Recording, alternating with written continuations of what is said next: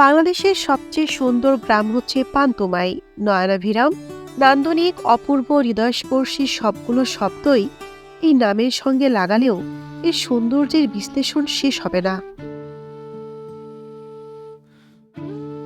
বাংলাদেশে যে এত চমৎকার একটি গ্রাম আছে তা অনেকেরই অজানা।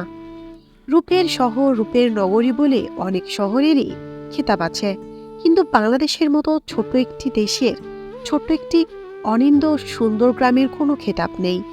বাংলাদেশের কোল ঘেঁষে প্রতিবেশী ভারতের মেঘালয়ের গহীন অরণ্যের কোলে বাংলাদেশের বুকে নেমে এসেছে অপরূপ এক ঝর্ণাধারা,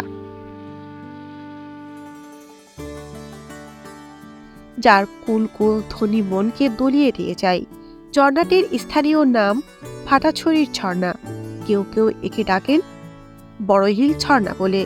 ঝর্ণাটি প্রতিবেশী দেশ ভারতের মধ্যে পড়লেও প্যাইন নদীর পাড়ে দাঁড়িয়ে খুব কাছ থেকে উপভোগ করা যায় ঝর্ণাটির অপূর্ব রূপসুধা।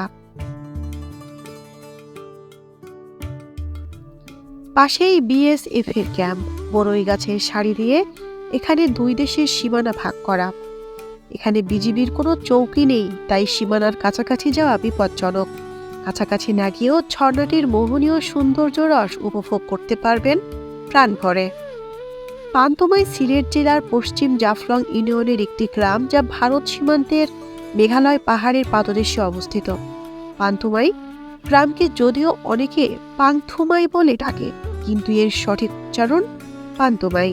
পাথরের শেষ নেই, পাহাড় ঘেঁষা আঁকাবাঁকা রাস্তাই পান্তুমাই গ্রামের অন্যতম বৈশিষ্ট্য। আঁকাবাঁকা পথ পাড়ি দিয়ে সহজেই হারিয়ে যাবেন প্রকৃতির মাঝে।